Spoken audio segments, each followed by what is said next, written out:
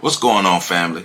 I'm just here to remind you that you can get yourself a copy of my new book, On the Shoulders of Giants, Volume 4 of the Caribbean, by visiting my website, www.ontheshoulders1.com, and help support me as I continue on my mission to make sure that my people have our information, even though, there are many people trying to stop us from learning our history. But hey, we can teach ourselves. And one of the tools we can use is my new book, On the Shoulders of Giants, Volume 4, The Caribbean. Remember, visit my website, www.ontheshoulders1.com, to get your copy. And I appreciate your support.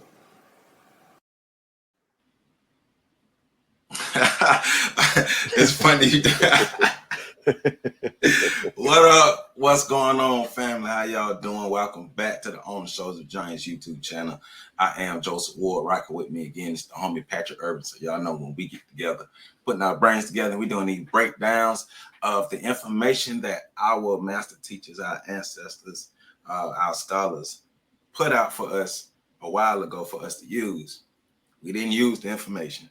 So what we're doing now is we're looking at the information, listening to the information, understanding the information, and breaking the information down to see how we can make it relevant for us here in 2022 and use the information here in 2022 to improve our current situations and our future situations. But that's what we're doing over here with these breakdowns.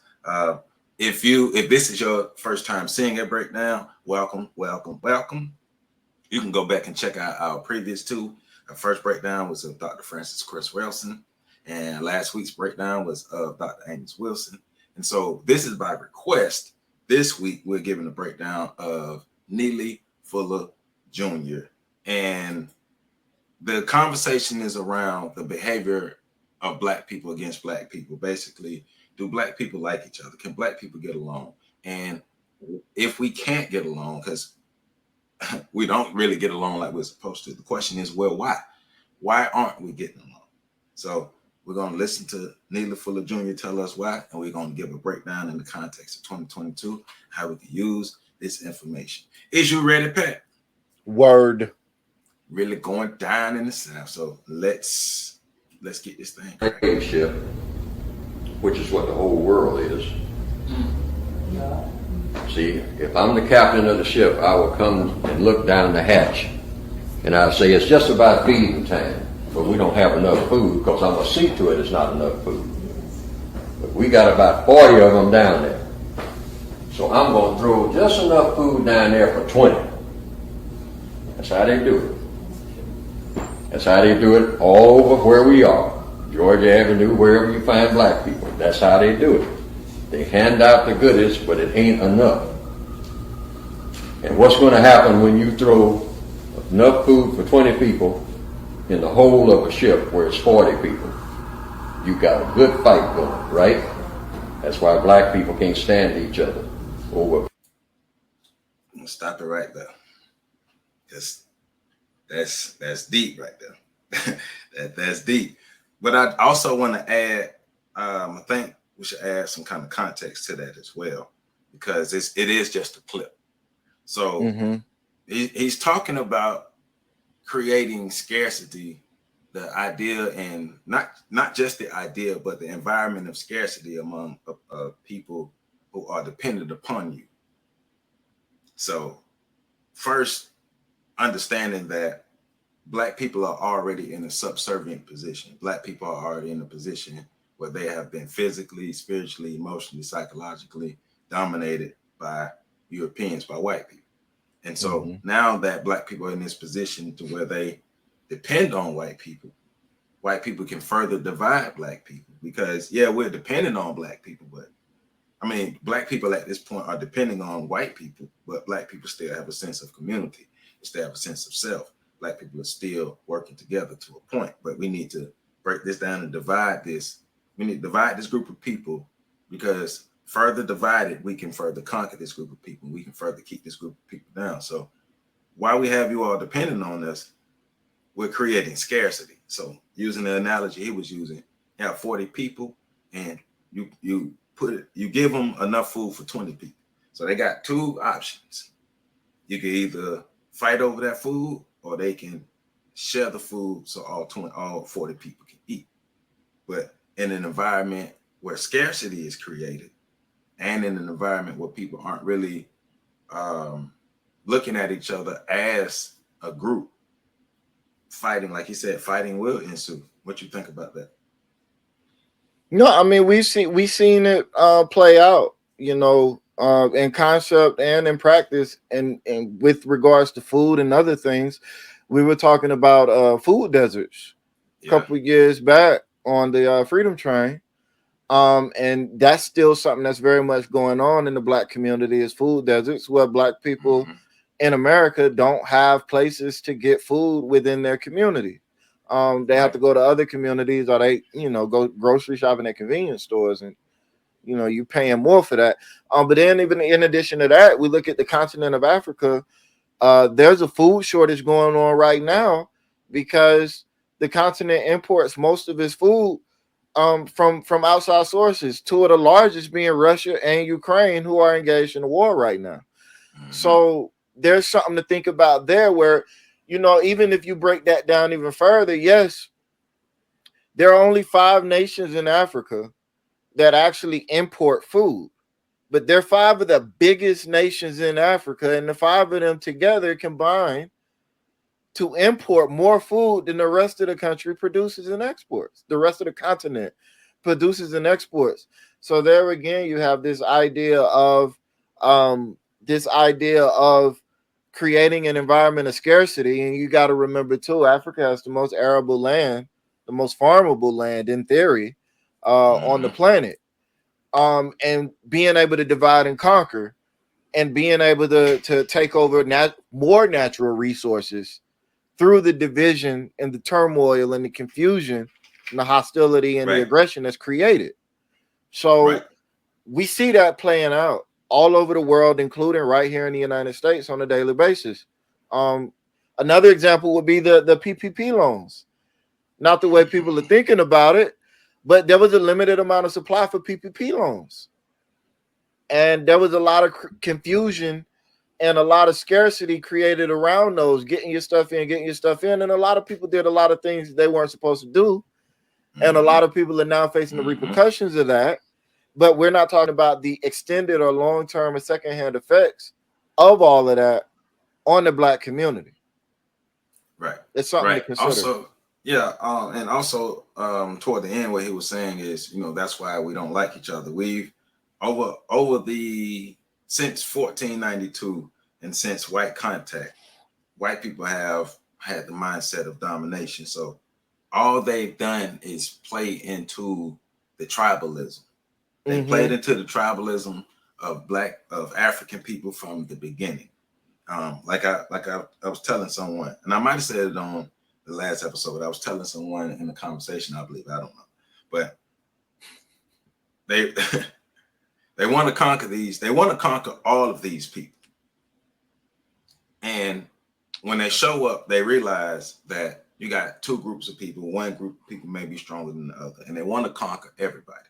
So they're going to play into the tribalism. Most likely going to align themselves with the weaker group of people. Align yourselves with the weaker group of people, make it that group of people stronger than their opponents. They conquer the stronger group of people, and then the white people turn around and conquer them. We pit you against each other. Now, how does that translate to now? Like what Neela Fuller Jr. is saying. We're already conquered.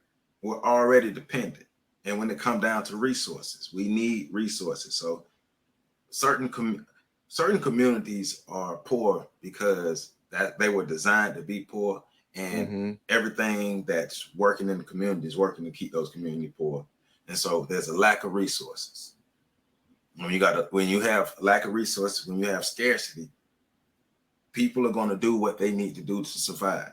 Like Dr. Anderson always says, when people are down on their luck and when people are poor, they're either going to rob, borrow, or steal, to be able to make it. And that creates more of the division between people. So that's why you have groups of people not liking other groups of people, and everybody look the same. Yeah. Dr.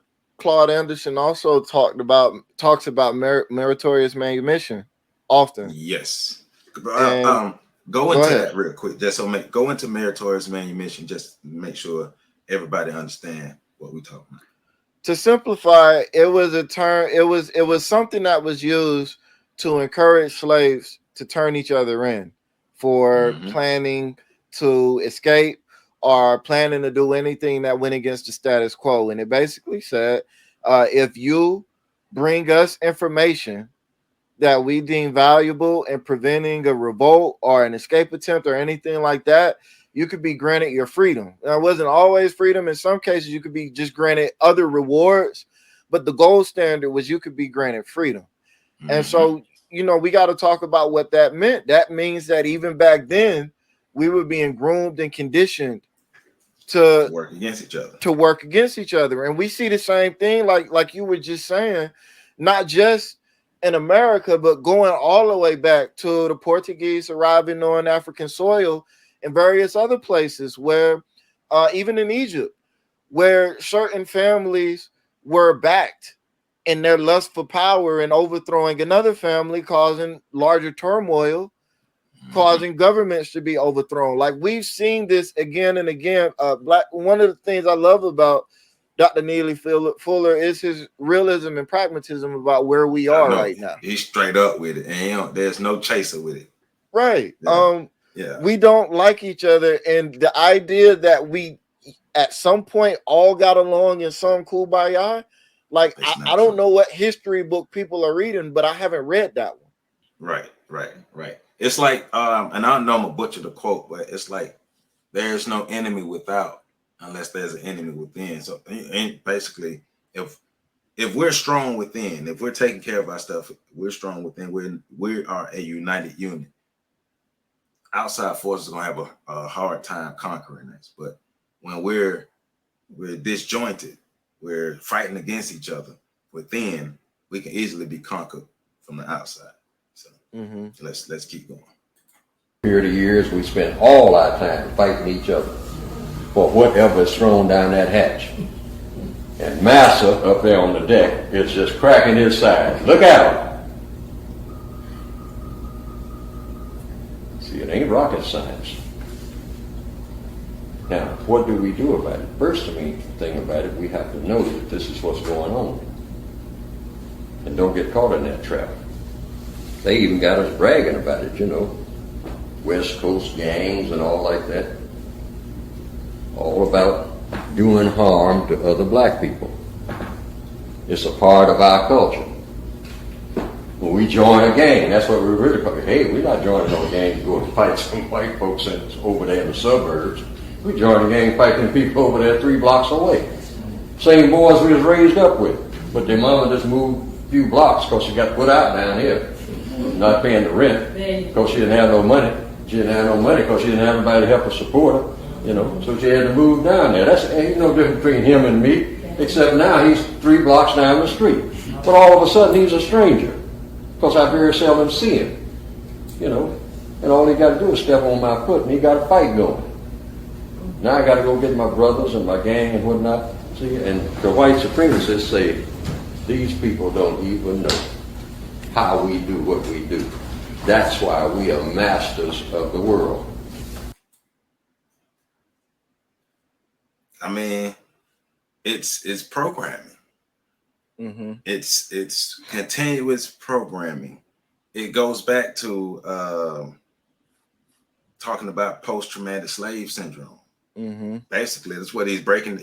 So, to me, and you might, I believe you agree as well. Neely Fuller Jr., Dr. Joy DeGruy, Dr. Amos Wilson, Dr. Francis Cress Wilson, that information, it goes together. It fits together because I feel like, and there are other scholars, but I feel like they give us more of a view of the full picture. I'm not saying they give the full picture, but I believe they give us more of a view of the full picture. If you can gather all of the information and be able to understand everything that they're saying, this is what happened. This is why it happened. This is how it affected us. This is how it affected us long term. But these are solutions that we can use to reverse this. And, but one of the things he made me think about was I remember my mom used to talk about the early days of gangs and community organizations at the time, and they got together to protect the community, especially against the violence from white people at the time. So they would get together to protect the community, but they would always allow those cool white people in, so-called cool white people in, and the cool white people bring drugs in. And they start with like weed, and they start with like stuff that's not considered hard. So maybe weed, or I consider cocaine hard, but they don't. Like weed and cocaine and stuff like that. But it starts an addiction, and that addiction isn't helping them achieve their overall goal or the original goal of what they started. And with them bringing this outside thing in, we already have scarcity. We're bringing addiction in, and now you got people really operating not in their right mind, and that's even more logs on the fire to have people looking at each other as enemies. Because now we started as organizations who work together to keep the community safe, but now we look at each other as enemies, and we have to defend the turf that we have because we have the scarcity mentality, and we have to protect what we feel is ours and try to take yours. Yeah, I like the analogy as well.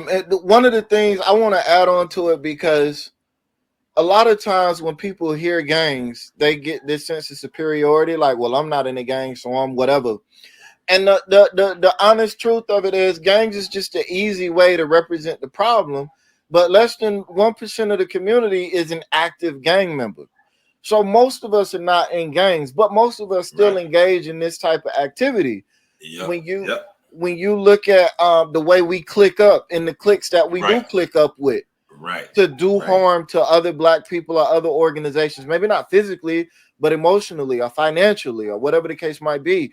When you look at how excited we are and how much we as a community pursue the path of trying to be the only Black person in a space or the first Black person in a space, and how we look at, like, once we achieve a level of status, how we start to look down on the community in those spaces, those predominantly Black spaces. I think all of that shows a level of animosity towards the community that he's speaking about. So, like I said, for those of us, only reason I'm saying that is because I've had conversations with people where we were talking about a reading or a lecture that a master teacher made, and they used the gang analogy a lot. And you commonly hear when you have these conversations, people saying, well, I'm not in a gang and my kids ain't gonna never be in gangs. So, we making an improvement on that. And so from there, it's like, all right, we need to understand that this analogy is bigger than the specific one that he laid out. It's a mindset. It is a physical reality for some, but like you said, less than 1%. But it's more of a mindset, because whether you're in a gang or not, we still look at each other as enemies, basically. Right. We were designed to look at each other as enemies and treat each other as enemies, and that's how we operate. Going back to what I said in the first video, that Negro mindset, we were trained to be Negroes. I'm not going to use the N word like that, but we were trained to become Negroes, and that's how we. I'm not going to say, and when I say we, I'm not speaking in absolutes. I do want to make that clear. I'm not saying this 100% of Black people in America or even around the world. But what we are saying, there's a good number of Black people who have that Negro mindset, and they look at each other as enemies and treat each other as enemies. So let's continue. So what do? Codification is all about what you do about something. You know this. We are all full of poison. I'm saying the non-white people on this planet, we're loaded with it. What I mean by poison, animosity toward each other. Yes. And we should stop lying and saying how much we love each other. It ain't true. I don't care how many marches we go to. We do not love each other, and we do not love ourselves, and it takes too long to get in that frame of mind. So what do you do in the meantime? You minimize conflict. That's how I wrote it in the book. How do you minimize conflict? By minimizing contact. The only reason I am standing in this room this evening talking is because I'm trying to talk about something constructive. Anytime I start thinking about something that might be destructive, first thing I'm supposed to do is get away from you. See, if I want to do some kind of destructive stuff, I go and sit down in front of a whole bunch of white people, and that does two things. It keeps me from acting real quick without thinking. Because see, they know how to put a hurting on you real fast, and we know that. That's why we like hiding in the ghetto. See, it's just certain places we ain't going, because we know we'll get hurt, and we know it ain't nobody coming to our rescue, because there ain't nobody that got that kind of muscle. You know. Hey. You know, the first thing that popped in my mind is one thing that a lot of black people say. We've even said it. You got all these white people who out here just vigilante killing and all this crazy stuff, terroristic stuff. And a whole lot of black people talk about killing. But we ain't gonna do nothing to no white folk. Yeah, we ain't gonna do we all nothing. Now, when it comes to us, like, and what's happening, what he's explaining is what's happening that's going on, that's being played out in rap right now. Like, I'm mad at you. I don't like you. You said this, you might opt you this, you that. I'm going to kill you. But when it comes to other people that do what's wrong, we're going to think about how we respond or react, or if a reaction is even given. Most likely a reaction isn't given. It's a swallowing of pride. It's a person being humbled in that situation. Mm-hmm. And like you said, realizing that I can't react to these folks the same way I react to my folk. And one of the main reasons is because I look at my folk as an enemy. I look at my people as an enemy. I look at my people as something that's not valuable, that I don't mind doing away with. And that's one of the biggest issues. But that's been ingrained in us for us to behave like that. And everybody hasn't had a chance to break out of that mindset. We're going to get into the second half of this. Toward the end, we're going to get into the solutions of breaking out. But we do got to break it down. So go ahead. Yeah, I think he's also, to me, really hitting on cultural racism and in-group, out-group psychology. Mm-hmm. And the power dynamic between groups. Mm-hmm. Everybody as individuals and as groups collectively have a desire to be accepted by the group perceived as the most powerful. Yeah. And right now that group is white people. Mm-hmm. And the easiest way that we know of to get in white folks' good graces outside of mimicking them, and mimicking them is a part of it, but it's also to show a level of disdain and disregard towards other groups, non-white groups. And so that's at play here too. I love that he says minimize contact. And then he goes on to say, I'm talking about from the perspective of if we're together, it needs to be all constructive. Yeah. The moment we start having thoughts about destructive actions and destruction, we need to disperse. Right. And we need to go somewhere. And I'll add a third reason to the two that he mentioned. Because if you go around white people and you are bold enough to carry out that destructive act, now you're being destructive in their community and not in ours. That would be the third caveat I would add to the two that he listed. Right. So, but I love how he puts that, because you see a lot of people, I've heard a lot of people say that, you know, I listen to Dr. Neely Fuller Jr., so I don't even really be around black people like that. I do everything I can to stay from around them. And it's like, but you're missing the second part. Yeah, you're listening, but you're not understanding. Right. Because right. Go ahead. I'm sorry, go ahead. No, go ahead. Because it's like you're saying, okay, all of our it's because of our conditions, because of where we are in the United States right now, all of our contact needs to be constructive. All of our contact needs to be about building. All of our contact needs to be something positive and healthy that's moving us forward, that's progressing us as individuals and as a group of people. That's going to be a theme or something I say throughout these breakdowns. We got to progress as individuals and as groups of people. But like you're saying, so the black person who is destructive to white people in white environments goes against the status quo. That's not the person with that Negro mindset. Because the person with the Negro mindset is self-destructive and would destroy themselves and their own people. So this black person is now a rebel. This black person is a whatever bad word white folk want to use about that person. They're gonna put that on that person. That person is a terrorist. That person is a killer. That person is a serial killer. That person is a murderer. All those things, all those negative connotations are going to be put on that black person because that black person is not under that Negro mindset. It's not under that spell. Like he said, that black person is not as full of poison as other black people are. So now, hold up. Yeah. You hurting us? You know, but also another thing too is, like you said, us being able to coexist in a healthy manner around each other. We should be around each other. We should not have a problem being around each other, but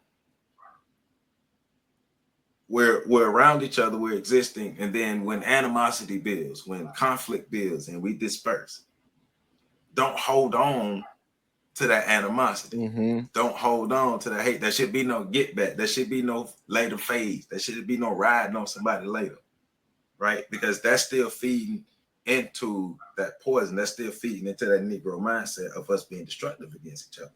We can't do that. If you're gonna let it go, you got to let it go. Yeah.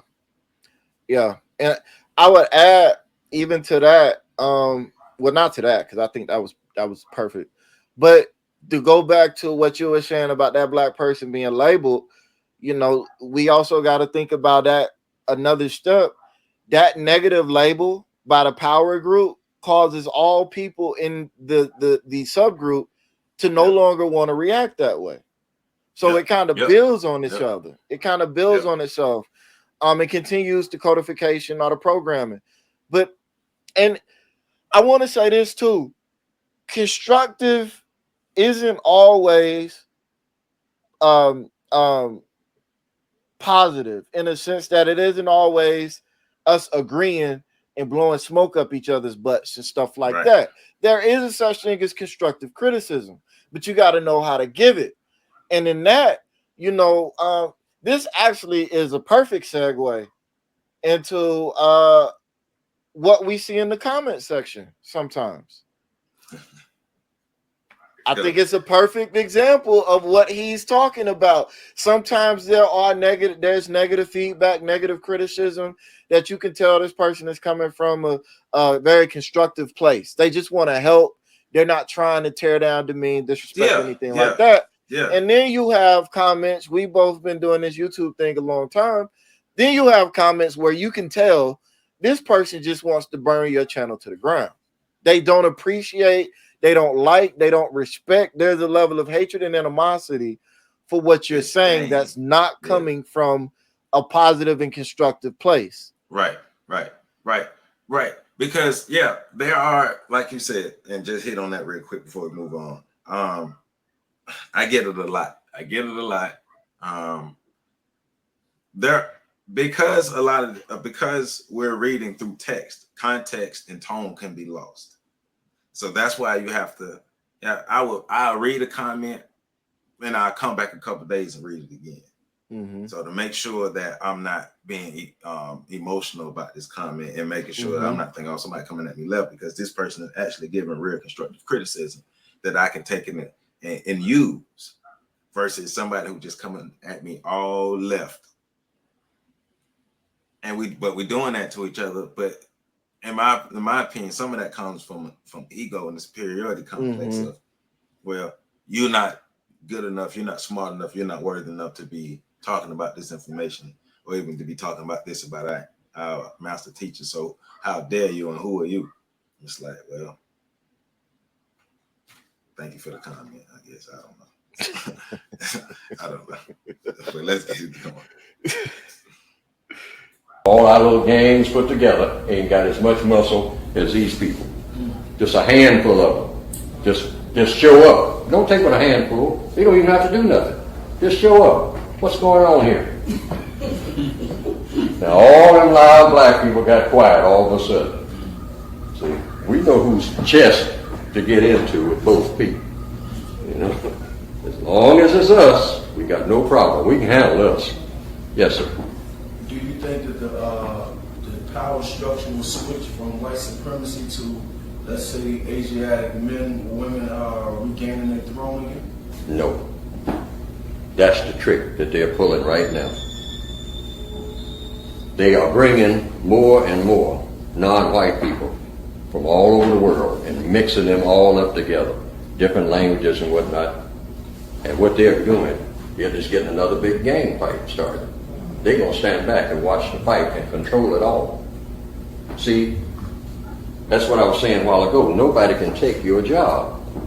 See, Pedro from Guatemala cannot take your job. He ain't taking no job away from you. He was told when he was in Guatemala, come get this job. But the white supremacists will come and say, he took your job. No, he didn't. See, and they're doing the same thing with, you say, well, the Koreans taking over my neighborhood. No. First of all, who owned the neighborhood that you're in? You don't own that boarded up store over there. That store been boarded up for 10 years. Guys shooting up drugs in it and whatnot. Kids running through it playing cowboy. It's just a big old empty building. You don't own it. So nobody could take it from you because you didn't own it. See, we always talk about this is the hood. Don't own 2 feet of nothing around there.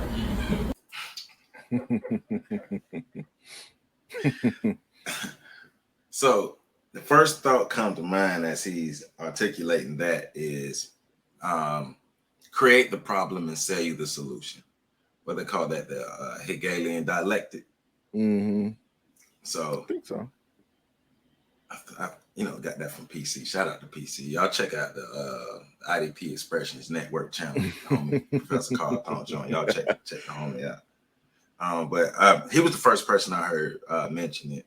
Then there was a young lady, that conundrum lady on Instagram. I was watching her video, and watching her video helped me really understand, because no diss to anybody else, but the way they was explaining it, I did not get it. But when she broke it down, basically we create the problem and say you the solution. Mm-hmm. We are the problem. You just don't know we the problem. Well, you know we the problem, but you just can't do nothing about us being the problem, because we have the solution. We are the problem and the solution. You are the solution as well, but you don't have the power to be a solution. So to maintain dominance, we're going to keep everybody at war against each other. To maintain dominance, we're gonna take away people's their sense of collectiveness and create them and make them individuals. And operating as individuals, you're gonna think that I got to get mine, I got to protect mine. You're only gonna think about yourself. Selfishness is promoted a lot in America, especially within our cultures. Me. So, and it's again going back to, remember, race is a competition between groups of people. Mm-hmm. So, if this group of people want to maintain dominance, we're gonna do everything we need to do to have everybody look at each other as enemies and operate as enemies and be against each other. Remember, we're gonna take away your sense of a collective group and make you operate as individuals.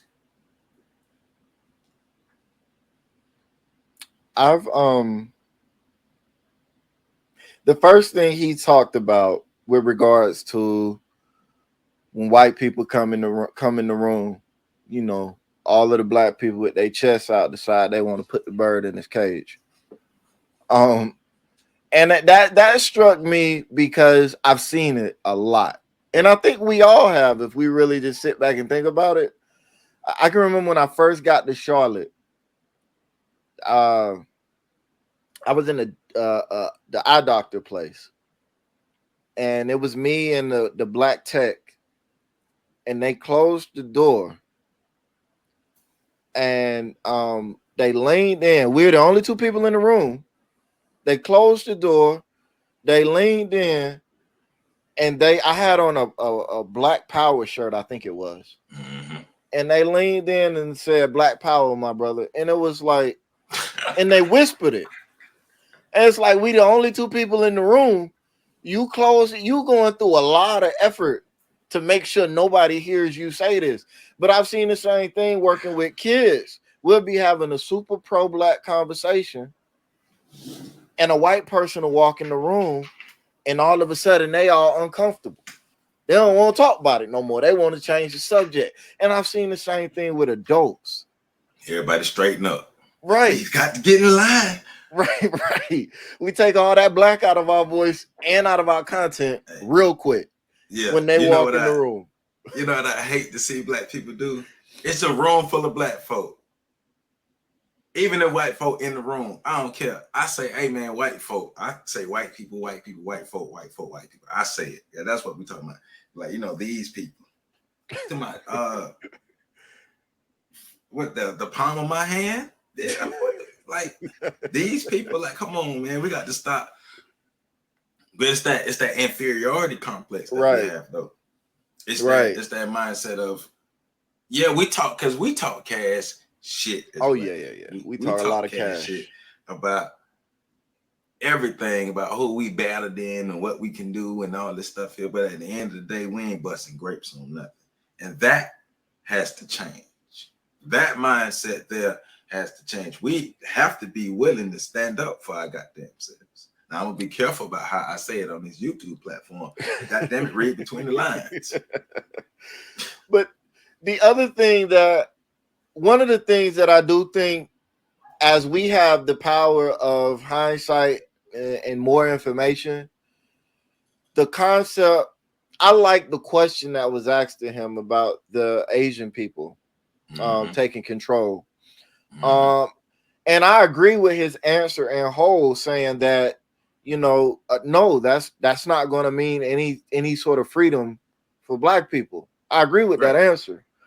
I think one of the things we as black folk got to do, though, is we need to understand that while white supremacy is dominant to us, it's not dominant to everybody all over the world. Right. Asians have their own thing going that can stand toe to toe. Right. They can stand toe to toe with white supremacy. So don't be thinking, don't mind replacing white supremacy. Right. So don't be thinking that we're gonna partner up with it. Look, there's a book called The Model Minority, and it speaks about how Asians went from being and it was written by an Asian American, and it was written about how Asians went from being looked at as, you know, troublemakers and this, that, and the third, to being the model minority in America. Be like Asians. Asians are great. And it talks about the cultural wars they fought within themselves. But it also talks a little bit about some of the backing that they have. And that's one thing that we as black people have to understand. The Indians, and I'm not talking about Native Americans, I'm talking about the actual Indians from India, the Arabs, the Asians, and the Hispanics from Mexico, Guatemala, all of those places, they have countries backing them. And they have as a group. Right. We don't have that. So I think that's one of the things when you hear a lot of our scholars and master teachers say they're bringing these people over to do these things, that might be the intention of white people, but we also now have to seriously consider what the intentions are of those people themselves. Right. I agree with that, because I do agree with that. White people bringing them over with the intention of white people, like I said earlier too, to have them operate as an individual. But if they have that you know, that mindset, and if they have that loyalty to their people and their race, they're gonna be the and I'm just use this term, they're gonna be the spooks that sit by the door. They're gonna be the people who do what black folks supposed to do, Go in, get the information, get the resources, and bring it back to your people. And China is famous for doing that. Right. China don't they it's a quote, I forget who by as well, but it says China doesn't get conquered because the people that conquer China become Chinese. And it's very powerful. It speaks to the resiliency of their culture. Yes. Yes. But they're all over the world. You see, like Eddie Griffin, the comedian, a perfect example of China's influence in the Caribbean. You see it all over Africa. You see Chinese influence everywhere, not just monetarily, but genetically.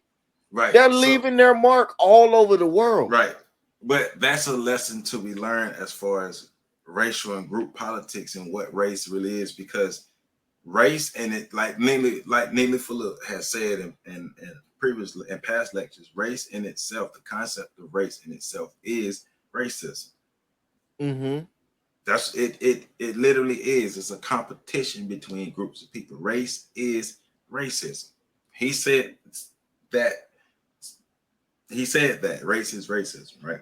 So with that understanding that race is racism, it's imperative that, especially those of us who say that we have been able to break a lot of the psychological chains that were put upon us. Okay, so those of us who have been able to break a significant number of psychological chains, we have to get together and work together and be willing to agree to disagree, and we have to be willing to build as a nation. We need families. Mm-hmm. We need Black families, and we need to be a Black nation within a nation to be able to have some sense of resources, some sense of self, some sense of backing. Because still trying to fight the system of white supremacy as individuals, you're not going to get far. We have to fight it as a group. And overall, we do understand that Pan-Africanism is something that we're going to need. But I do think we have to work on getting ourselves together internally before we can even think about the Pan-African angle, so it can actually be something that's beneficial to us and not just an idea. Absolutely. To me, Pan-Africanism is the natural next step or the natural progression from Black nationalism. Mm-hmm.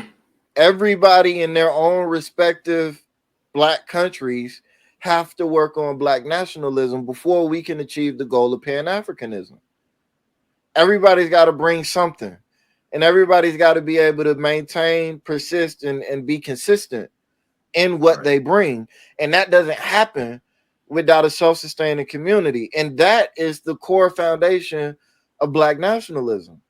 So, but I think a lot of our ancestors speak from a different perspective when it comes to the other culture groups, because at the time that they were doing their thing, white supremacy, white dominance was global. That's not necessarily the case anymore. We're running into a world now where Asian dominance is about to surpass white dominance. Yeah. And newsflash for you Black folk, Asians don't like you that much either. So Asians don't have to like you. They don't need to like us. Right, and that gets to another point right there. This shit ain't about who like who. It's about who can provide what to whom at what cost. There you go. We see, white people go where they please. Black people go where they are sent. That includes me. Right. I can't live nowhere on this planet except where they assign me. And I don't know any Black people that do. You just go and, hey, this looks like a pretty nice place, and just start taking the boards off the place. I'm going to set up a store in here. No, you're going to talk to somebody, and then somebody going to be white. Right. Sooner or later, a white guy's going to come up here, hey, buddy, what are you doing in my place? Well, it's been boarded up for years. I figured it didn't belong to nobody. It all belongs to somebody. And you have to move out of here, buddy. Well, y'all ain't using it for nothing. Don't make no difference. It's mine. Don't let me catch you in here no more. I'm gonna put these boards back up here, and they better not be missing again, or you're gonna have to answer to me. And you're not able to. So shut up. That's the way they talk all over the world, and they mean it. And they can back it up because they got the muscle. I don't care who it is, Saddam Hussein. I don't care how many statues you build of yourself. They can pull them all down in about 5 minutes. How many gang signs you put on it? It not only erase your sign, they take down the wall that the sign is on. And then if you don't like it, take you. Give you 50 years in the lockup being a little girl with your masculine self. Okay? In their lockup. Oh, you talking about the greatest power on this earth. And we know it, but we like to pretend that we don't.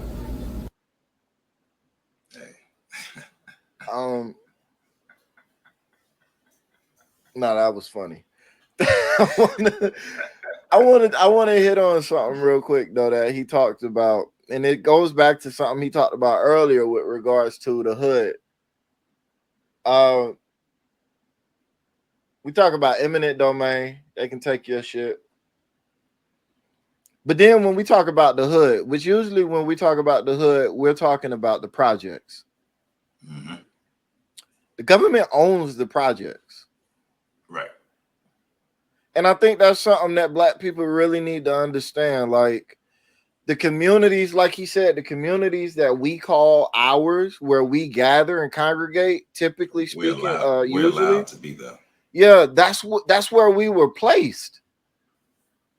That's not where we own. And even the Black folk that do own land, this is something that we talked about years ago when we talked about the decline in Black farmers. If you aren't utilizing the land, they can take it. Well, so here in Tallahassee, you're familiar with South City, but for those who are not familiar with Tallahassee, on the south side of Tallahassee is the Black side of town. So there's a housing projects that it's called Orange Avenue Projects. That's the real name, but we dub it South City because it's the biggest projects on the south side of town. And South City is being torn down as we speak. So everybody who owned or quote unquote owned or ran or South City was theirs, they not there. They weren't there to fight it. They weren't there to keep it.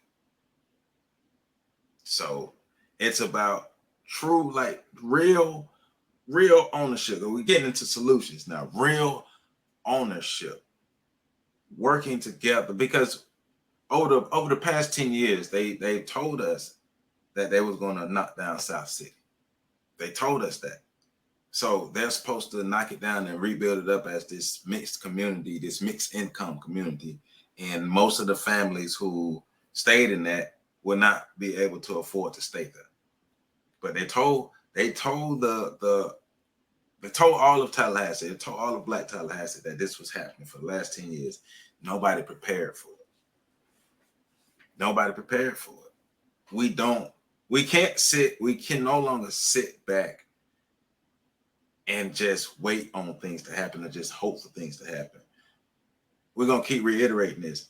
I believe too many of our master teachers has given us enough answers that we can put together and see a concise map. Now, if we talk about all of our ancestors, I believe they've given us enough information to put together so we can see a concise map of things that we need to do for ourselves to work together. But one of the most basic things is getting along. We have to get out of this mindset of looking at each other as enemies. We are not enemies. We are the only ones who can help us. We need us. We need each other. Like really need each other. So we have to learn to love each other and to help each other and stop seeing each other as enemies. I don't need to know you to help you. Let's start there. I don't need to know you to help you. Yeah. I mean, I think one, we definitely need to change the way we talk about ourselves to ourselves. And I mean our internal programming, your inner voice. That's got to change. And you got to start correcting yourself. When you see a group of Black people, you if the first thing you think is something negative, or even the second, third, fourth, or fifth thing you think is something negative, you need to correct that. Right. You need to start giving black people the benefit of the doubt, especially if you're black. Right. So but I think the other thing we got to do is we got to get more involved in local politics, because that prevents a lot of that eminent domain and a lot of that other stuff. We got to get more serious about business ownership. And when I say that, let me be clear about this. Go ahead, break it on down. I'm not talking about you starting a sole proprietorship where you're the only employee. Good for you. It don't help the community as a whole. Meaningless, right? Black people start businesses at a higher rate than any other community, but black people employ less people than any other community that starts businesses. That tells you, and not to mention, last time I looked, the gross income for a black business owner was only about $20,000 to $25,000 a year. So that tells you that black people that are starting businesses are not growing them to the extent that they can hire other people and make a real difference in their community. And they're not growing them to the extent that that can even be the only thing they do to survive. Their business is a side hustle. And that's basically how we refer to them. Side hustles. Right. That we hope will one day.